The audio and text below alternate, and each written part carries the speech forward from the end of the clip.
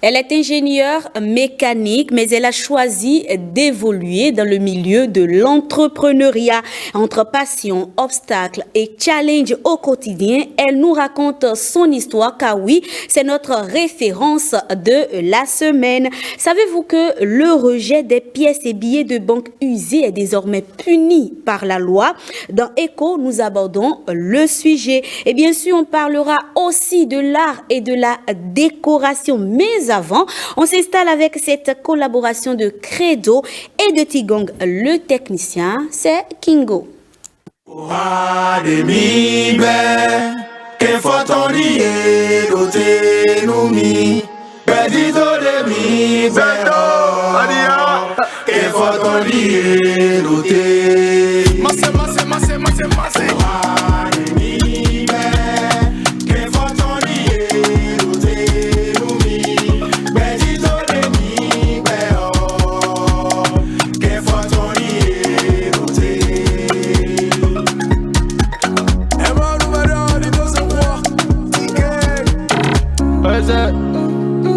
Si ouais mais les coins touchés, mais ils ne pourront jamais me toucher. Mais dans la déma va me toucher. Et de l'étonnant va on toucher. Non, y'a malin, y'a où on a fait. Nous devons nous dire, nous va pouvoir de nous, nous va d'où nous temps. Les gars de mes jogodo, mais tu vas confier la photo. Non, pas que, mon nom jamais dit. Nous n'allons pas s'en battre pour les deux, tu les noms, bolo, mais jamais. Non, que, mon nom jamais dit. Nous n'allons pas s'en battre pour les deux, tu les noms, bolo, mais jamais. Sans les Jamie, Avari et Jamie, Kingo, Nico, no yoko. Nous n'allons pas plus loin, nous venons. Sans les Jamie, Avari et Jamie, Kingo, Nico, no yoko. Nous n'allons pas plus loin, nous venons. Rodrigue, Goya Paris.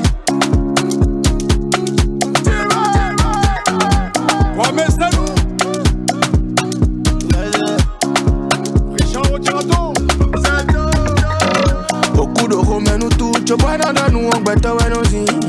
Qu'un gagne de botti oui, nous est pas mis dehors, mais n'a mon dit. À quoi est roi ou en mi hein? Je vois nous n'y a pas encore. Les gars de nous n'a pas beau donc comme il y a lié de mangoka. Mandota fille, yeah. Agbani do koji, manon se vivi, yeah. Kalangolon, takangolon, akumpelele, kalangolon. À l'instant donc, Kingo, une collaboration de Credo et de Tigang, le magicien. Il est l'heure de recevoir et d'installer Ariane Da Silva pour nous faire découvrir la référence de la semaine.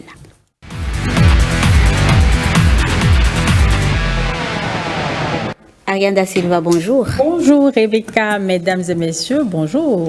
Jennifer Sativi, bonjour. Bonjour Rebecca, bonjour Ariane, chers téléspectateurs, bonjour. Quel plaisir de vous avoir, mesdames, sur ce plateau avec moi plaisir ce mercredi, la team du mercredi.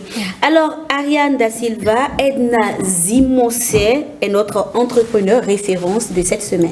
Oui, on l'a choisie parce qu'elle a un parcours, je vais dire, exceptionnel. Voilà une jeune dame, très jeune d'ailleurs, je ne dirais pas son âge ici, mais très jeune, qui est passionnée par tout ce qui est équipement, tout ce qui est mécanique, et c'est depuis son bas âge. Déjà, elle a 2 bacs, vous imaginez, un bac D et un bac C.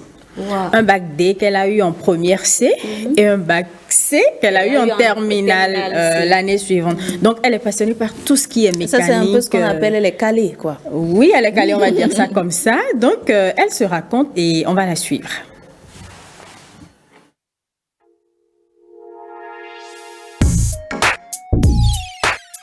On peut se retrouver dans ce domaine par passion, puisque c'est mon cas. Ce n'est pas, lorsque la passion nous vient, on ne va pas se dire est-ce que c'est un métier d'homme, un métier de femme. Comme il dit, le métier n'a pas de cesse.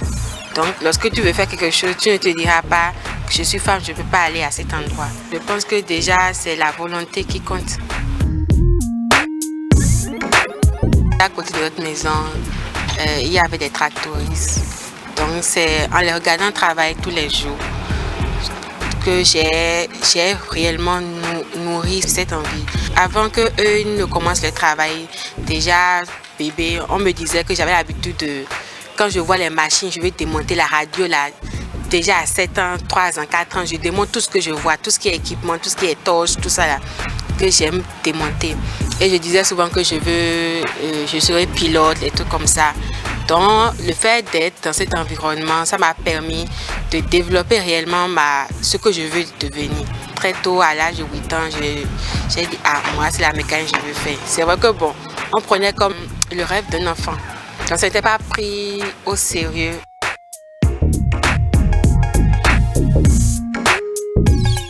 On me disait que mon échec était d'office si je prenais ce chemin, vu qu'il n'y avait pas une femme qui connaissait, qui a fait la mécanique, qui a réussi. Je me suis entêtée, parce qu'il faut le dire, je me suis réellement entêtée, je l'ai fait. Et grâce à Dieu, j'ai eu une bourse après le bon bac. C'est ça qui m'a aidée, parce que si je suis sûre que si le gouvernement ne m'avait pas donné cette bourse, je ne pourrais pas réaliser ce rêve aussi. Ils sont très fiers, paix à l'âme de mon père. Je me rappelle le jour où j'ai soutenu, il était très fier de moi, très content. Il a invité presque tous ses amis pour célébrer cette joie avec lui. C'est vrai qu'il n'a pas vécu longtemps pour voir à quel niveau je suis actuellement. Mais je pense que ma maman, elle est très fière aussi de moi. Elle est toujours là. Même si je ne suis pas encore arrivée au bout de mes rêves, c'est le fait d'être dans ce métier tous les jours, ça me donne réellement une joie de vivre.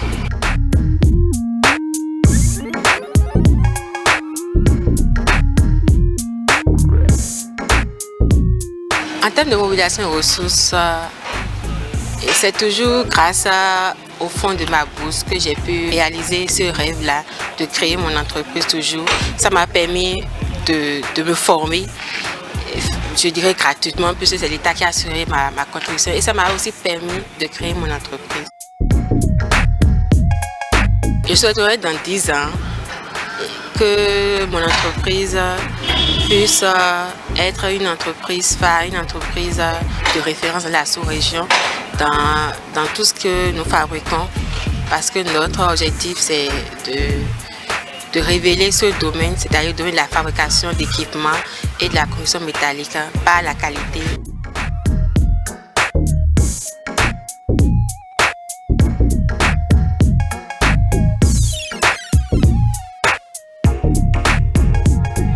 Si je suis une femme, j'ai eu ma chance, j'ai obtenu ma chance. Je pense que toute femme a sa chance. Pour pouvoir réussir dans ce domaine, il faut réellement, ce n'est pas j'ai le diplôme, je suis dedans, parce que je connais beaucoup de femmes qui ont moi le diplôme, mais qui ne peuvent pas exactement faire ce que je fais. Parce qu'il ne s'agit pas d'avoir le diplôme, il s'agit d'être réellement compétente. Parce qu'en tant que femme, on nous demande beaucoup plus que les hommes. On ne peut pas connaître, mais déjà quand on le voit debout, on se dit il a la compétence. C'est que psychologiquement, on a confiance en lui. Ce qui n'est pas le cas d'une femme. Le cas d'une femme, quand on la voit debout, psychologiquement, on se dit elle ne vaut pas grand-chose. Donc c'est à elle de montrer ce qu'elle vaut. Donc je pense que ça, c'est valable pour tout métier. Nous les femmes, nous devons réellement faire plus que, pour ne pas dire 5 fois plus que les hommes. Après cela, il y a la dignité qui importe, parce que tu es dans un domaine comme ça, tu dois pouvoir assurer tes arrières et savoir ce que tu veux réellement. Ne pas mélanger la vie privée, la vie professionnelle et avoir réellement une bonne image.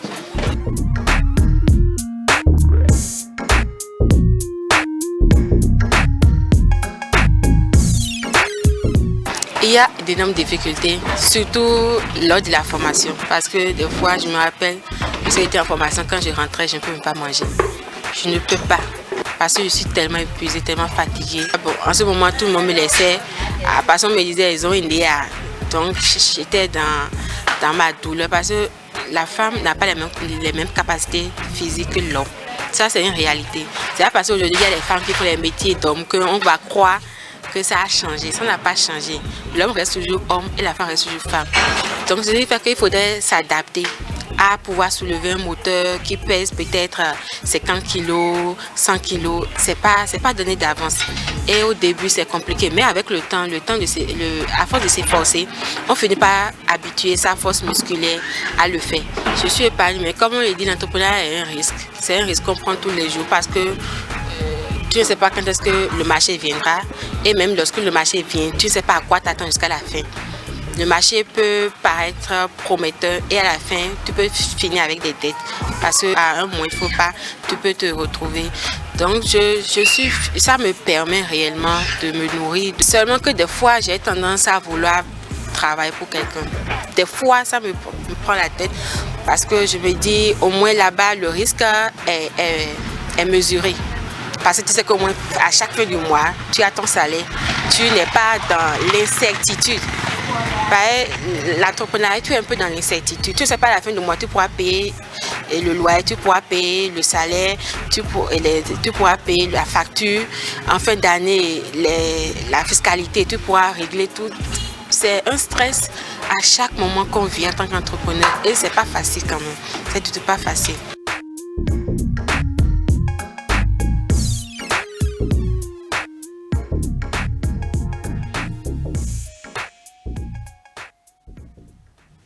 Et entrepreneuriat, Edna, une jeune femme au parcours atypique, Ariane Da Silva, on l'a entendu, on a suivi un peu son parcours à travers ces quelques instants-là.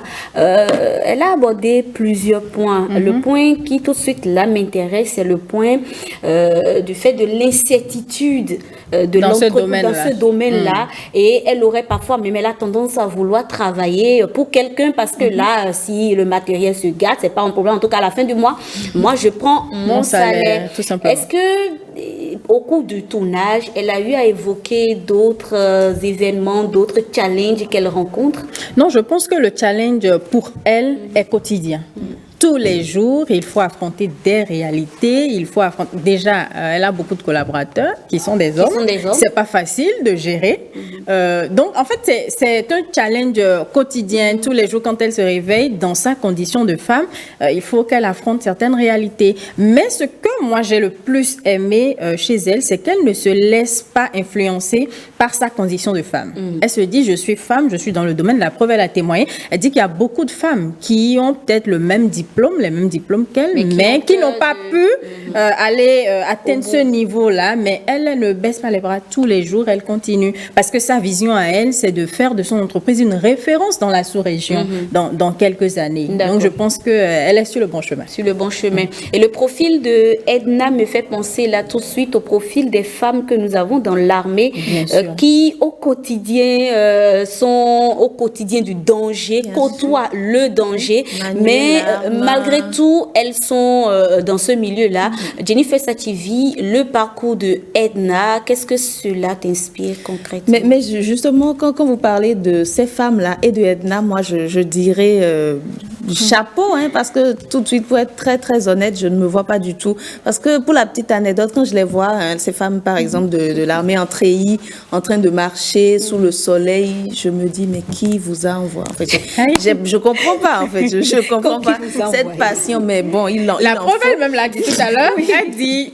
On dit souvent maison, oui. Mais quand elle rentre à la maison, elle est épuisée, je me dis, mais je ne comprends pas cette passion. Vous souffrez, mais en fait, c'est justement ça, l'adrénaline. Et quand on la voit manier, le faire comme ça, créer, moi, je me dis vraiment bravo et chapeau. De toute façon, il en faut parce qu'on parle de plus en plus des capacités de la femme. Et je pense qu'elles illustrent cela à merveille, en tout cas. Tout le monde ne peut pas le faire, mais nous les encourageons. Tout le monde ne peut pas le faire. Et quand on est dans le milieu de l'entrepreneuriat, tout à l'heure, elle le disait, en tant que femme dans un milieu qui est resté longtemps l'apanage du genre masculin, il faut se donner 3 fois plus. 5 fois même. 5 fois. Il faut réellement prouver qu'on mérite d'être parmi les hommes et qu'on peut. Qu'on peut gérer, qu'on peut supporter. On n'a pas le choix. C'est comme je disais au départ, c'est un challenge quotidien. On ne va pas se retrouver dans un environnement où on va te demander en tant que femme de soulever, je ne sais pas, un moteur de 50 kilos et tu vas refuser. C'est toi-même qui as Parce que les hommes en fait, ce carrefour voilà. Elle ne refuse rien. Elle fonce, quoi. Et puis, c'est simple. Et puis, l'autre chose aussi, au départ, elle a bien raconté. Quand enfant, elle disait qu'elle voulait être pilote, qu'elle touchait à tout ce qui est équipement et tout, on trouvait que, bon, c'était un rêve d'enfant. Mais finalement, oui, un rêve d'enfant qui va rester, mais elle a décidé de suivre ses rêves. Elle s'est entêtée. Elle n'a pas voulu faire machine arrière. Et bizarrement, son père, finalement, quand elle a fait ses études, parce qu'elle a bénéficié d'une bourse de l'État, qu'elle a remercié d'ailleurs au passage, son père, au départ, n'était pas pour. Mais qu'elle a voulu soutenir, mais le papa a fini par comprendre que c'était ce qu'elle aimait et a accepté voilà, de l'accompagner. Et bizarrement, ce jour, il a invité tous ses amis pour venir prendre part à l'événement. Une femme qui évolue dans un milieu dit en grive d'hommes, est-ce que ces femmes ne sont pas quelque part, les hommes n'ont pas peur d'aller vers ces femmes, surtout en matière de drague, de relations plus poussées, de relations intimes, Jennifer Sativi. Est-ce que vous ne pensez pas que les hommes ont souvent peur de ces femmes-là qui sont engagées et qui font ce que l'homme peut faire? Je pense qu'il y a deux types d'hommes. Il y a les hommes qui ont peur et ils sont malheureusement les plus nombreux, mais je sais qu'il y a des hommes quand même que ça challenge un peu, je ne sais pas, ils ont confiance en ces femmes-là, ils se disent, elle peut être résistante, elle peut tenir, elle peut faire ci, elle peut faire ça. Et je crois que c'est dans les deux cas, mais même en dehors des hommes, Rebecca, vous savez, nous, on prête les intentions tout de suite. Imaginons quelqu'un qui observe cette femme-là, manier le fer, créer, ils vont se dire, celle-là, elle sera dure, hein, c'est systématique, en fait, c'est systématique. Ce sera une femme de caractère. Exactement. Et on sait que c'est un secret de polichinelle, les hommes n'aiment pas trop les femmes de caractère. Il y a des hommes qui aiment les femmes de caractère. Ils sont combien? Ils sont très peu, mais je pense que c'est partagé. Et Ariane, à côté de l'histoire de Edna, on a également l'histoire d'une autre jeune entrepreneur. On ne va pas dire l'histoire d'une jeune entrepreneur, on va plutôt dire que c'est le témoignage de quelqu'un qui accompagne les entrepreneurs et qui remarque aujourd'hui que dans ce domaine-là, les femmes s'imposent, les femmes s'illustrent assez bien et on va écouter son témoignage. 80% des entrepreneurs dans le secteur agroalimentaire et un peu plus même dans l'artisanat sont des femmes. Et les femmes sont le poumon de l'économie d'abord de chaque famille et progressivement de notre économie locale. Donc forcément, il y a beaucoup de structures aujourd'hui qui s'intéressent au développement, à l'épanouissement des femmes et qui vont investir dans la formation et le renforcement de capacités des femmes. Et de mon expérience de conseillère et de formatrice, on voit que les femmes sont plus endurantes. On observe les étapes, les échelons d'évolution chez les femmes. On peut stratifier l'évolution d'une entreprise chez une femme qui a commencé avec rien du tout, qui n'a pas assez de formation. Et on peut dire comment elle a progressé et elle peut le dire aussi. Donc c'est tellement palpable. Les femmes veulent avoir leur place, veulent faire évoluer les choses et les opportunités aujourd'hui s'offrent à elles. On peut avoir encore quelques contraintes liées à notre contexte, liées à l'accès à l'information, mais même ça se démantèle aujourd'hui parce qu'il y a beaucoup de projets de digitalisation, d'accès aux nouvelles technologies qui renforcent déjà cette motivation et cette envie des femmes de mieux faire. Donc oui, je dirais que les femmes aujourd'hui, elles ont tout pour faire briller des entreprises, elles ont les aptitudes multitâches parce que dans notre contexte, quand vous commencez petit avec une entreprise, le manager est multitâche. Il doit produire, vendre, faire des comptes, et ainsi de suite. Et naturellement, les femmes ont cette aptitude qui se révèle et qui se renforce rapidement quand elles prennent la tête d'une entreprise ou quand elles initient. Et je vais finir en disant que le déclic chez les femmes vient de leur observation. Souvent, quand elles sont dans un milieu, elles vivent une expérience, elles vivent un besoin, elles observent que d'autres femmes, d'autres personnes dans la communauté vivent le même problème et leurs réponses permettent non seulement de résoudre leurs problèmes, mais de résoudre des problèmes de la communauté. Alors, Jennifer Sativi, entrepreneuriat, les femmes dans le milieu de l'entrepreneuriat, quel est votre regard par rapport à la question? Moi, je dirais, je suis très fière, parce que quand vous observez, l'entrepreneuriat a un peu une solution actuellement, tout le monde y va vers. Je ne dénigre pas les hommes, je loue leurs efforts, ils font de grands efforts, mais j'ai remarqué que quand une femme est engagée, elle y met, je dirais, tout son cœur. Vous verrez, elle se décourage Pas toujours, pas facilement, sauf au début peut-être, mais quand elle prend le pli, c'est qu'elle prend le pli, elle est un peu méthodique, elle est très attachée. Moi, je dirais qu'il y a de beaux jours et puis c'est varié. Bon, à part certaines personnes qui vendent peut-être tout le temps les mêmes articles, les perruques, les laits de corps, il y a quand même de l'innovation derrière, il y a beaucoup de rage, je dirais, de haine, pardon, et je crois que on a tout à y gagner. Alors, Ariane Da Silva, Jennifer a évoqué une question là qui est très importante. Aujourd'hui, on remarque que les femmes sont dans le milieu de l'entrepreneuriat, c'est un fait. Mais ce qu'on remarque surtout, c'est qu'elles ont tendance à aller vers le même secteur. Donc, la cosmétique, le plus souvent, soit la cosmétique ou l'alimentation générale ou les prêt-à-porter. Pourquoi? Parce qu'elles aiment ça. Ok. Parce que les femmes aiment, je sais pas, apparaître, se maquiller. À côté de ça, elles sont des mères au foyer. Elles ont besoin de, je sais pas, de cuisiner à la maison. Donc, elles veulent partager tout ce qu'elles savent faire, en fait, avec les autres. C'est ce que moi, je pense, honnêtement. Et quand j'écoute un peu l'extrait de Aimée Oguma, conseillère d'entreprise, qui est passé tout à l'heure, je me dis, elle a raison parce qu'aujourd'hui, les femmes sont en quelque sorte des modèles de résilience. Elles sont résilientes. Qu'on le veuille ou non, une femme qui se lance en entrepreneuriat ne va pas se laisser influencer par quoi que ce soit. Elle fera de son mieux. Même si elle doit tomber plusieurs fois, elle va essayer de se relever. Elle va trouver les astuces, les moyens pour se relever. Mais il y a une condition. La condition, c'est qu'elle soit soutenue. Parce que je me rappelle, j'ai déjà posé le problème, j'ai échangé sur la question avec une femme entrepreneur qui me disait, si par exemple vous n'avez pas le soutien du conjoint, de la famille, des proches, comment est-ce que vous voulez réussir dedans? Vous serez seule. Hein, je suppose par exemple, vous êtes maman, vous êtes entrepreneur, vous avez un magasin que vous devez gérer.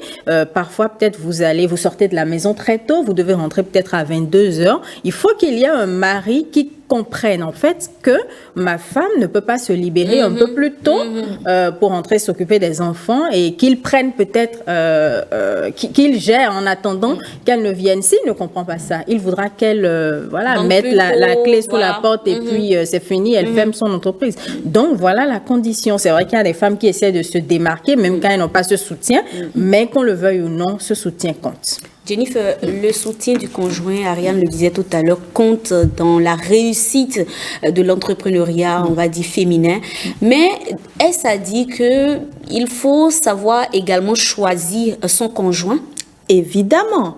Mais en fait, je me demande, c'est même pas une question, évidemment. Des fois, vous savez... Mais est-ce qu'au début de la relation, tout de suite, vous lui faites pas de vos désirs, vos ambitions d'être entrepreneur un jour? Parce que du jour au lendemain, vous pouvez devenir entrepreneur, n'est-ce pas? Oui, si vous avez déjà cette idée, il le faut. Il faut discuter, dire oui, moi je rêve quand même de telle chose. Si la personne dit, moi les femmes, jamais de la vie, ma femme ne sera entrepreneur, c'est à vous de choisir après. Est-ce que vous allez renoncer? Une discussion, quoi. Exactement. Vous allez renoncer soit à votre rêve d'entrepreneur, soit à cette personne que vous aimez bien.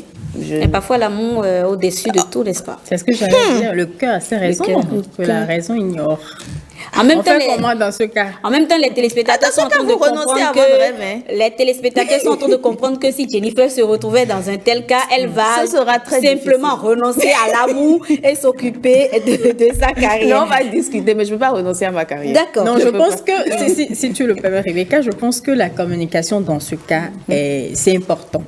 Parce que quand on se rencontre, c'est vrai, chacun a ses objectifs de vie, mais je pense qu'il faut qu'on échange, qu'on puisse voir qu'est-ce que l'autre a comme objectif, qu'est-ce que j'ai comme objectif, qu'on mette tout ça ensemble et qu'on trouve le juste milieu, en fait, pour que chacun de nous soit épanoui dans le couple. Sinon, ça ne sert à rien de se mettre ensemble parce que l'autre a des rêves que vous n'avez pas, de briser ses rêves. Il y a quelque chose qui ne va pas aller, en fait. Il y a des hommes qui se sentent inférieurs face aux femmes qui sont en entrepreneuriat et qui réussissent, n'est-ce pas?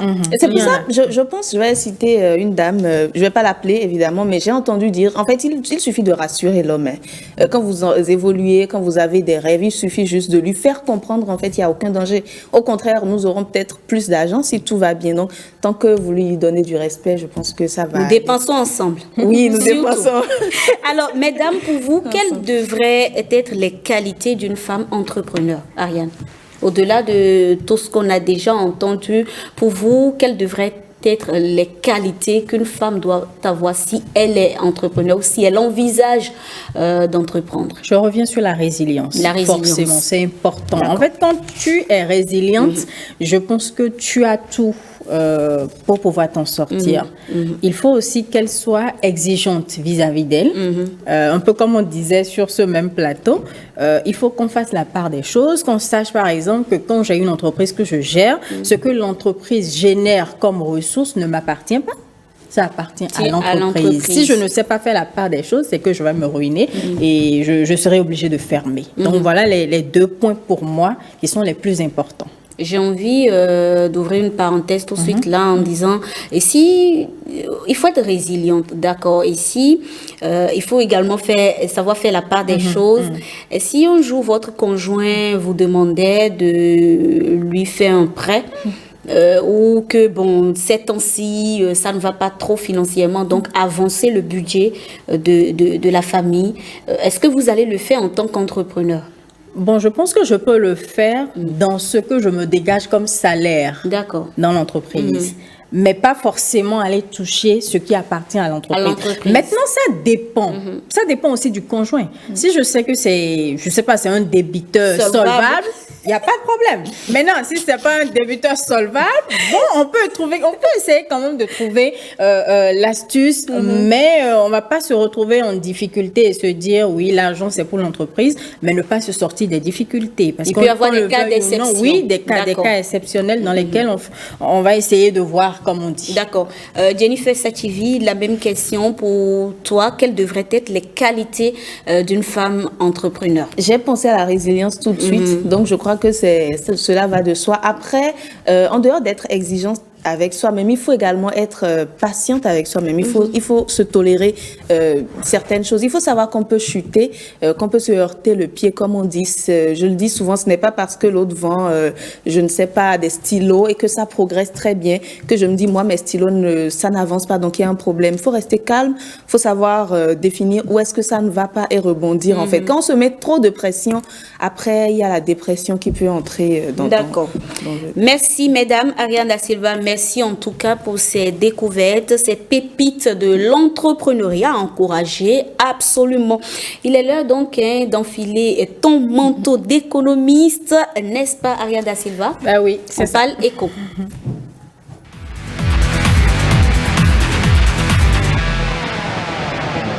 Rejet de pièces et billets de banque usés, c'est désormais en tout cas depuis un moment puni par la loi. Ariane Da Silva. Oui, c'est quelque chose que nous vivons. Je pense que tu l'as déjà vécu. Jennifer l'a vécu. C'est quotidien, c'est quotidien. On n'a jamais fabriqué l'argent, mais c'est nous qui refusons l'argent. Mais moi, je ne refuse plus l'argent maintenant. Non, maintenant, je suis sage. Mais le truc, toi, en fait. Oui, je sais. Mais le truc, c'est que parfois, ça frustre.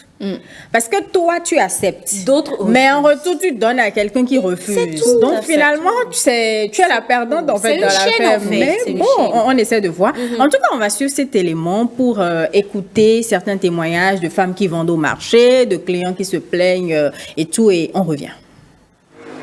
C'est une pratique devenue courante dans les transactions commerciales. Ça m'est arrivé plusieurs fois où les vendeurs refusaient l'argent juste parce que c'était un peu lisse. Je ne pense pas que ce soit normal de refuser l'argent. Je l'ai vécu, j'allais acheter des oranges et quand j'ai remis les 100 francs, j'ai constaté que mes 100 francs étaient refusés. Je voyais faire le signe sur l'argent. J'ai compris que c'est parce que l'argent était un peu trop lisse. Malgré le fait qu'il y avait un frère béninois à côté qui lui disait que non, l'argent est bon et il n'y a pas de mauvais argent. Elle n'a pas accepté. Mais pourquoi refuser de l'argent usé? Vous aviez des clients qui viennent acheter avec des pièces lisses que vous prenez. La même pièce, vous l'utilisez pour rendre la monnaie à un autre qui refuse catégoriquement. J'ai fait l'expérience il y a quelques jours. J'ai pris le bus. Mon trajet coûtait 300 francs. J'ai remis un billet de 1000 francs un peu usé au conducteur qui a refusé, sous prétexte que c'est un billet fatigué. Ça nous a créé trop de problèmes. La pratique ne se limite pas aux billets de banque qualifiés de froissés et aux pièces lisses. Une tendance s'est développée autour des pièces de 5 francs CFA et de 10 francs CFA. Vous donnez comme monnaie des pièces de 10 francs ou de 5 francs à des clients qui refusent sous prétexte que ces pièces sont destinées à des sacrifices rituels. Moi, par exemple, ces pièces ne me servent à rien. Je me contente de les mettre dans une petite boîte. Je pense sincèrement que tout ça arrive parce que clients et commerçants ne maîtrisent pas les textes. On ne devrait pas refuser de l'argent. Ce n'est pas normal. En tout cas, moi, j'ai changé ma manière de voir les choses. Je ne refuse plus l'argent. Et c'est ce qui devrait être, puisque le refus de recevoir la monnaie ayant cours légal dans un État membre de l'UEMOA est puni par les tests en vigueur. Ce que nous savons en économie, c'est qu'on ne saurait refuser une pièce qui circule parce que refuser la pièce qui circule veut dire nous portons entorse à l'une des fonctions principales de la monnaie qui est fonction d'intermédiaire des échanges. Donc on ne pourra pas échanger. La monnaie a un coût légal, c'est la loi qui l'impose aux agents économiques. A priori, aucune raison ne pourrait justifier le refus d'un signe monétaire qu'est la monnaie. En ce sens que la monnaie ici que nous utilisons, que ce soit les pièces de 10 francs, de 25 francs ou les billets, ce sont des monnaies qui ont été mises en circulation par une institution.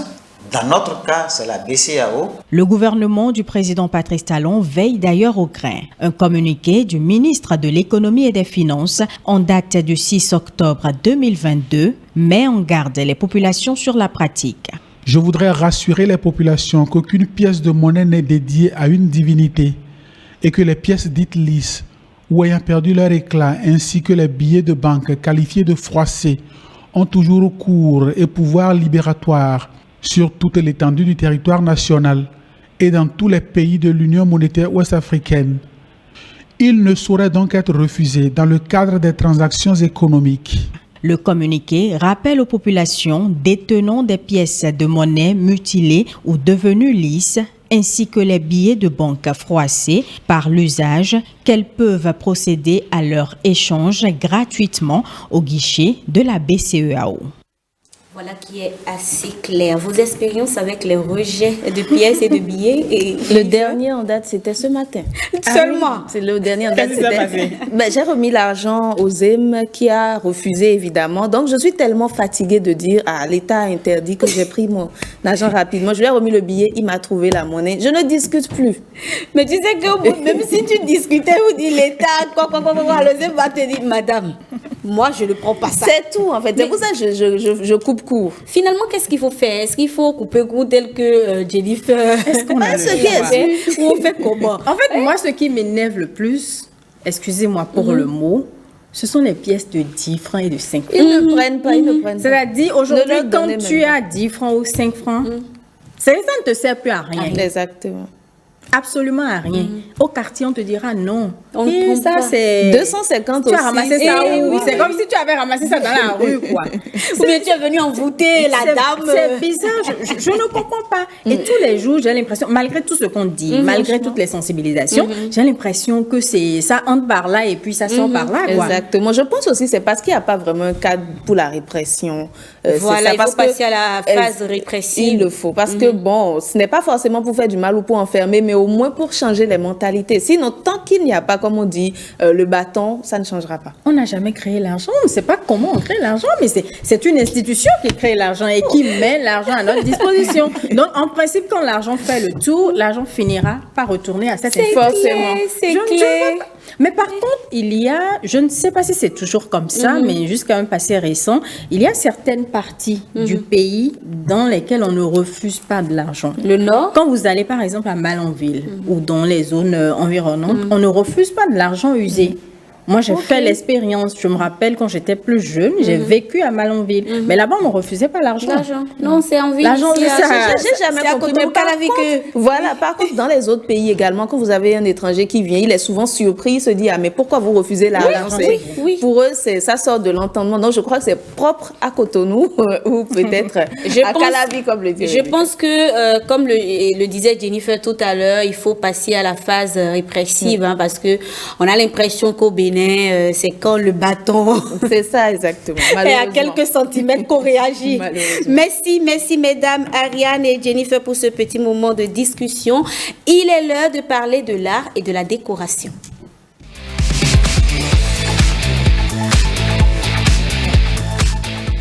Après la décoration d'intérieur, la décoration avec le papier peint par la suite, elle nous parle ce midi du choix des couleurs et de son influence sur notre quotidien. Jennifer.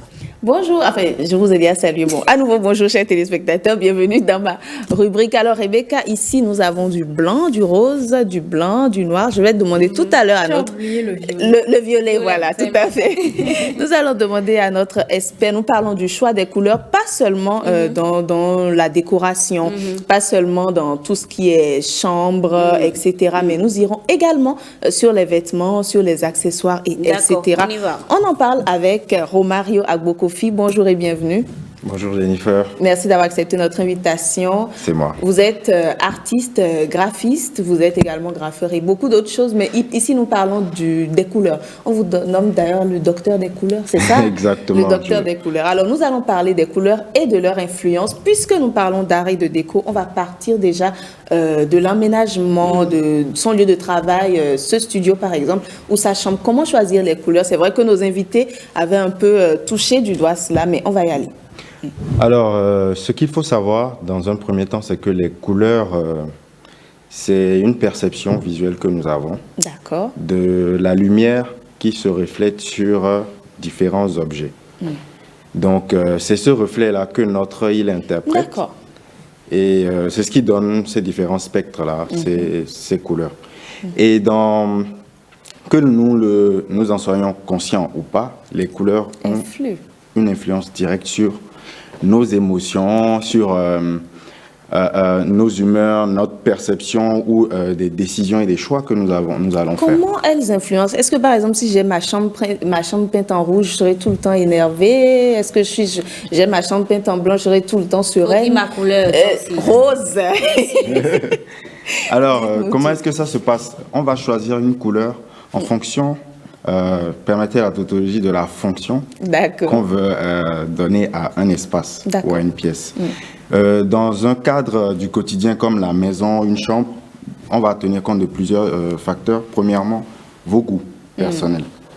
Il y a des gens qui aiment plutôt les couleurs chaudes. Parce que tout ça, ça nous amène, ça réveille notre énergie, ça nous rend un peu plus dynamique et ça provoque l'action, le mouvement. Quand on parle de couleurs chaudes, par exemple le rouge, et le rose également qui fait chaud mais qui est beaucoup plus ça tend plus vers tout ce qui est passion, amical et de l'énergie. En fait, dans le monde de la séduction, c'est quelque chose qui fonctionne énormément. Donc dans votre chambre par exemple, si vous êtes dans les couleurs chaudes, vous allez peut-être faire l'option de l'orange, mais ce qui est important de faire, c'est de souvent choisir des couleurs qui sont tamisées. Pas très très fortes, surtout pour l'intérieur. Comme ça, vous allez pouvoir l'intégrer, parce que autant qu'on digère la nourriture, on digère aussi les couleurs. Et il y a des couleurs qui ne passeront pas, par exemple. Dans un cadre professionnel, un peu comme ici, on va être beaucoup plus axé sur le bleu. D'accord, nous avons du bleu, heureusement. Voilà, du bleu. Ça pourrait être du bleu parce que ça appelle à la créativité, la tranquillité, ça ouvre un peu plus l'esprit. D'accord. Alors, on a beaucoup parlé d'entrepreneuriat, j'ai une affaire que je veux monter, je n'ai aucune idée de l'influence des couleurs. Comment je peux être sûre de choisir quelque chose qui va me donner tout le temps envie de me mettre à fond pour accomplir ce que je veux? Alors, votre choix de couleur va dépendre dans un premier temps des valeurs que vous voulez, des valeurs qui sont les vôtres et celles de votre entreprise. Bon, on a beaucoup parlé de résilience. Disons résilience, je choisis quoi? Du rouge, du jaune? Dans le cas de la résilience, par exemple, une couleur comme le rouge, oui, parce que c'est beaucoup plus dans l'énergie, ça amène à l'action. De l'orange également passerait bien, parce qu'on est dans le dynamisme, dans la créativité, et c'est des couleurs qui vont susciter chez ceux qui seront sous cette influence-là, ces réactions-là. Ça fait jeune, ça fait dynamisme et tout. Donc, une couleur, le choix de couleurs, dans votre cas, par exemple, ce serait des couleurs chaudes. D'accord, Ouais. des couleurs chaudes. Mais je prends l'exemple, on parle toujours, on revient aux chambres avant de parler rapidement des habits, peut-être tout à l'heure, ou des décorations. Je loue une maison, ils ont une peinture assez compliquée, je dirais. Comment je peux être sûre de changer? Comment je change pour avoir ce que je veux? Déjà, c'est soit vous faites appel à un professionnel. D'accord. Donc, vous appelez des artistes peintres, vous pouvez appeler une structure qui est spécialisée dans la peinture. Ils vont vous faire des propositions. D'accord. Donc, c'est là qu'on va faire appel à... Ils vont vous proposer une palette de couleurs.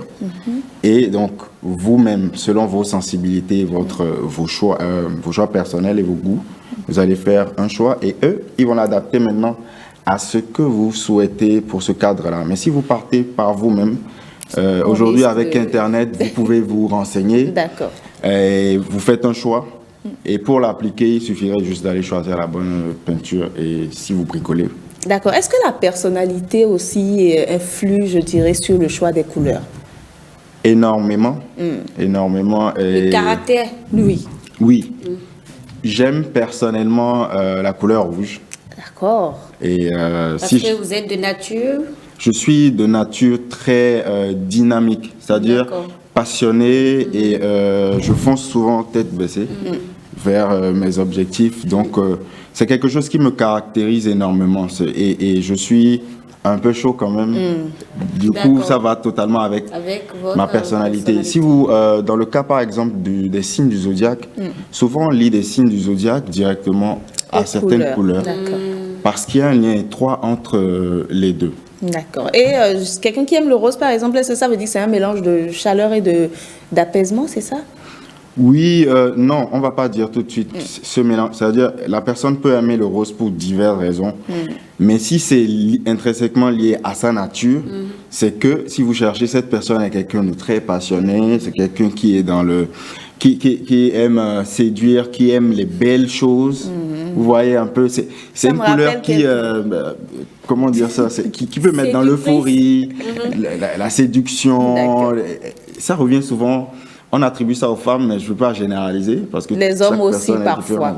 Bien évidemment. Donc, il faut tenir compte également de ces couleurs-là dans le choix des accessoires, des meubles, des coussins, je dirais, de tout ce qui est lié à l'appartement, n'est-ce pas? Exact. Et il y a une chose très importante aussi, c'est que les couleurs s'équilibrent. D'accord. D'accord, les couleurs s'équilibrent. Je crois qu'il faut ajouter souvent du blanc pour casser ou comment on fait? Pas systématiquement. Pas systématiquement, d'accord. Vous pouvez choisir une palette ou équilibre visuel. Si je travaille avec quelque chose de chaud comme votre vêtement, je vais revenir avec soit du noir, soit du blanc pour équilibrer ou du vert, par exemple, dans le cas de votre robe précisément. Ok. On va faire un équilibre parce que ça va équilibrer un peu le spectre, un peu de couleur chaude. Un peu de couleur tamisée. Exactement. Donc, il faut choisir également en fonction de ses vêtements pour ne pas avoir une mauvaise journée. Oui, aussi, des fois, ça peut permettre de savoir qui est telle ou telle personne. En fait, parce que votre couleur, le boss, il va venir avec une cravate rouge. Personne ne se demande pourquoi. Mais en fait, il est en train de signifier clairement que il montre, c'est un signe de dynamisme, mais au-delà, c'est dans le style, c'est clairement un symbole de, c'est lui l'autorité. Ok. Ça me rappelle, si vous permettez, quand on était en classe de CM2. Oh là là. Quand bizarrement, ne me rappelez pas. L'enseignant venait en t-shirt rouge ou quelque chose comme ça. Là, c'est chaud. Il y aura bâton. Alors voilà l'importance des couleurs, hein, Rebecca. D'accord. Voilà. Merci. Aria da Silva, quelque chose à ajouter rapidement concernant l'importance des couleurs. Mais c'est important également de bien choisir les couleurs. C'est pas parce que j'aime le rose que je vais aimer toutes les nuances du rose. Bien sûr. Parce que tous les roses ne sont pas, je sais pas, toutes les couleurs roses ne sont pas forcément agréables en fait. Voilà. Donc je trouve que c'est important. Pour enchérir, faut tenir compte aussi dans le choix des vêtements de votre carnation. Exactement. Ok, d'accord. Merci. Il y a tellement à dire également. Oui, mais malheureusement il est l'heure. Alors, ce que j'ai retenu, c'est que le choix des couleurs agit sur nos émotions. Franchement, c'est important. C'est important de le souligner. Merci, chers amis, pour la présence. Et c'est la fin de ce numéro de votre émission, Le Rendez-vous de midi.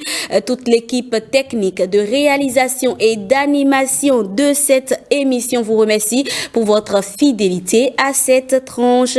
Merci. Je vous retrouve donc la semaine prochaine. En attendant, s'il vous plaît, prenez bien soin de vous. Bye bye.